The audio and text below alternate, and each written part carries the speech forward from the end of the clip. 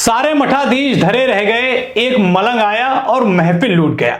मैं बात कर रहा हूं आईआईटी वाले बाबा यानी अभय सिंह की। लेकिन अगर मैं कहूं कि अभय सिंह यानी आईआईटी वाले बाबा एकमात्र ऐसे बाबा नहीं हैं जिन्होंने आईआईटी से पढ़ाई करने के बाद में सनातन का रास्ता अपनाया। इनके जैसे कई और बाबा और ऐसे कई संत हैं जिन्होंने आईआईटी से पढ़ाई की, विदेशों में अच्छे पैकेज पर नौकरी लगी, लेकिन शांति पाने के लिए उन्होंने आखिरी में सनातन का ही रास्ता अपनाया। नमस्कार, स्वीकार करिए, मैं हूं वैभव दीक्षित। तो चलिए आपको बताता हूं ऐसे कई बाबाओं के बारे में, ऐसे कई संतों के बारे में जिन्होंने आईआईटी से पढ़ाई करने के बाद सनातन का रास्ता अपनाया। तो चलिए शुरू करते हैं। इस लिस्ट में सबसे पहला नाम है गौरंग दास का। गौरंग दास ने आईआईटी बॉम्बे से केमिकल इंजीनियरिंग की डिग्री ली है और उसके बाद इन्होंने क्या किया, इस्कॉन से जुड़ गए और प्रभु की सेवा में लग गए, ईश्वर की सेवा में लग गए।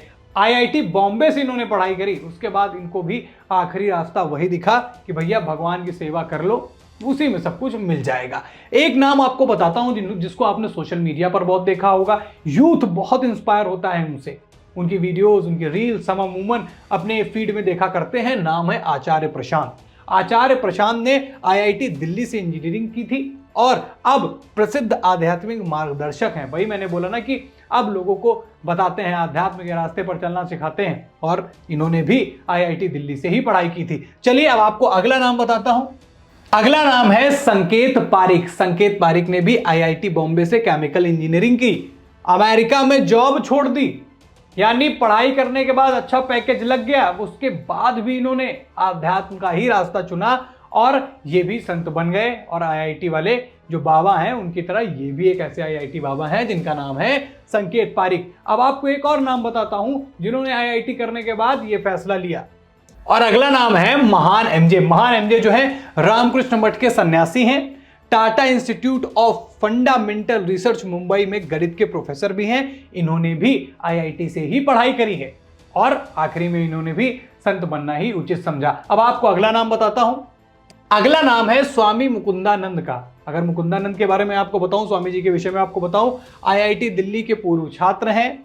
जगत गुरु कृष्णपाल जी योग की स्थापना करी थी इन्होंने, और आईआईटी कानपुर और यूसीएलए से इन्होंने पीएचडी भी की, यानी अपार शिक्षा के मामले में बहुत आगे रहे, लेकिन अंततः आए कहां, सनातन की शरण में, ईश्वर की शरण में, जहां उनको शांति मिली। तो इनका नाम जो मैंने आपको बताया ध्यान रख सकते हैं, इन्होंने पीएचडी भी कर रखी है और नाम है स्वामी मुकुंदानंद। अब आपको अगला नाम बताता हूं, और अगला नाम है अविरल जैन।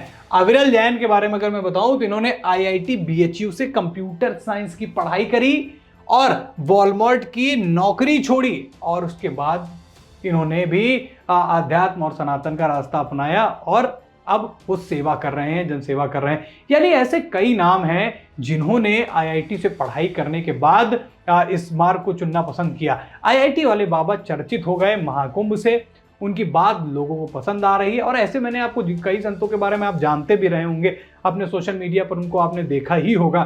तो ऐसे कई और बाबा हैं जिन्होंने आईआईटी से पढ़ाई करने के बाद ये रास्ता अपनाया। तो अभय सिंह कोई पहले ऐसे व्यक्ति नहीं हैं जिन्होंने सब कुछ सांसारिक सुख छोड़कर साधु संत बन गए।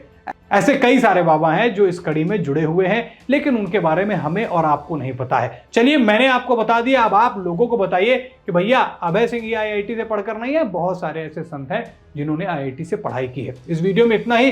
वीडियो को लोगों तक जरूर शेयर कीजिएगा। चैनल पर नए हैं तो चैनल को जरूर सब्सक्राइब करें। फिर मुलाकात करेंगे एक नई खबर के साथ, तब तक के लिए धन्यवाद।